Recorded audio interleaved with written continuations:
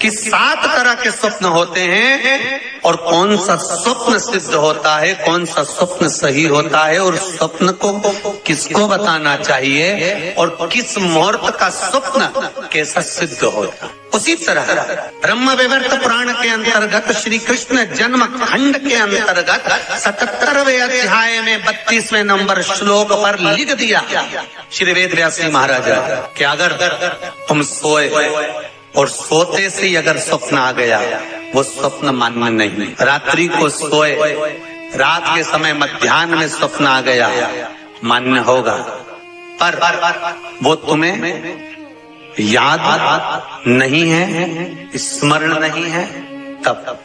और फिर कहा ब्रह्म मुहूर्त में अगर आपने कोई स्वप्न देख लिया और स्वप्न श्रेष्ठ है, किसी से नहीं कहा, तो वो स्वप्न 2.5 महीना 3 महीने में सिद्ध हो जाता है, सम्मुख में प्रकट हो जाता है। उस स्वप्न की हाँ, स्वप्न में अगर सांप दिख रहा है, स्वप्न में सर्प नजर आ रहा है, पान का पत्ता, तांबुल पान का पत्ता, उस पान के पत्ते पर एक लाल चंदन से सर्प बना और सर्प बनाकर उसका शिव मंदिर में स्पर्श कराकर बहते पानी में छोड़कर आ जाइए, सर्प दिखना बंद। स्वप्न में कभी नहीं दिख सकता सर्प का।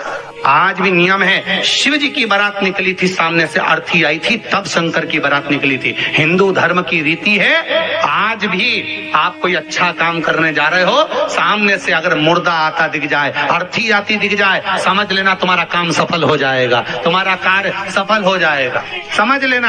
आज भी नियम है, सामने से मुर्दा आते दिख जाए तो कार्य सफल है।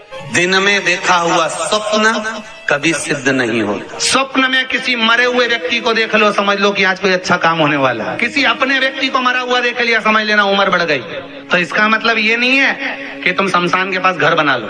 हाँ, तुम्हारा क्या भरोसा, नहीं तो तुम सोचो सीवर वाला महाराज बोला है कि मुर्दे को देखो तो काम सफल होता है, तुमने कहा अपन मकान ही शमशान के पास बनाएंगे, अपन तो प्लाट में कर देंगे, तो वहां से रोज आता जाता मुर्दा ही मुर्दा दिखेगा। इनका क्या भरोसा। किसी एक भक्त ने एक प्रश्न लिखकर भेजा था कि हमारे स्वप्न में शंकर जी का शिवलिंग दिखता है तो कैसा होता। हमने कहा इतनी सी बात के लिए तो आपको प्रश्न करने की जरूरत ही नहीं, पुराण को देख लीजिए, ब्रह्मवेत्ता पुराण उठाइए और उसका श्री कृष्ण जन्म खंड निकाल लीजिए, उसका 77वां अध्याय निकाल लीजिए, 77वें अध्याय का 32वां श्लोक निकाल लीजिए। ब्रह्म मुहूर्त में तुमने देखा, सुबह का समय, तुम्हारी बुद्धि में, तुम्हारे विवेक में अगर शिवलिंग का दर्शन हो गया है। जिस बच्चे ने प्रश्न करा है, अगर वो कथा सुन रहा हो, वो कह रहा था कि हमारे गांव में लाइट नहीं रहती तो टीवी नहीं चलती, इसलिए मोबाइल पे सुनते हैं। तो मोबाइल पे अगर सुन रहे हो बेटा तो ध्यान करना कि अगर ब्रह्म मुहूर्त में शिवलिंग का दर्शन किया है तो जिस कार्य में आगे बढ़ोगे उस कार्य में तुमको मात्र 3 महीने में सफलता प्राप्त हो जाएगी। अगर शिवलिंग का दर्शन, शिवलिंग का दर्शन मात्र चाहे स्वप्न में हो चाहे हकीकत में हो, जीवन की सफलता देता है, वो सफलता प्रदान करता है।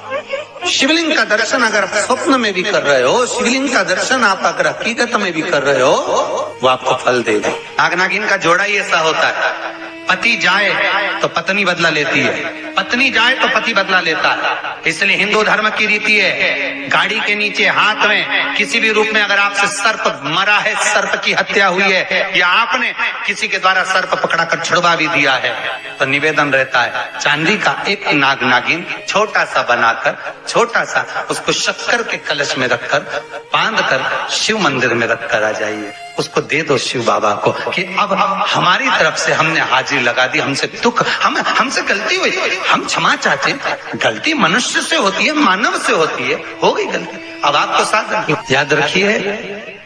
जिनको स्वप्न में सांप दिखते हो, सर्प नजर आते हो, या घर के बाहर या घर के अंदर बार बार सांप आते हो, तो भगवान शंकर की 5 लड़कियों का नाम लेकर पान के पत्ते पर चंदन से 5 सांप बनाकर शंकर भगवान को छुलाकर, जिसको स्वप्न दिखते हैं उसके ऊपर से 21 बार उसार कर बहते हुए पानी में डाल दीजिए, स्वप्न में कभी सांप नहीं नजर आएंगे।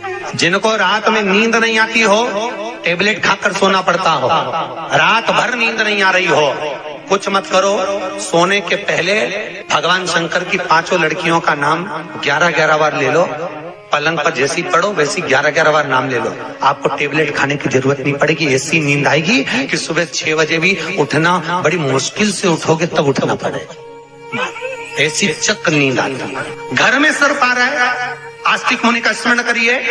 5 लौंग, एक नाग नागिन का जोड़ा, छोटा सा, किसी भी स्थान पर ईशान कोण के अंतर्गत उसको थोड़ा सा खड्डा खोदकर 5 लौंग के साथ नाग नागिन के जोड़े को दबा दीजिए, मिट्टी डाल दीजिए।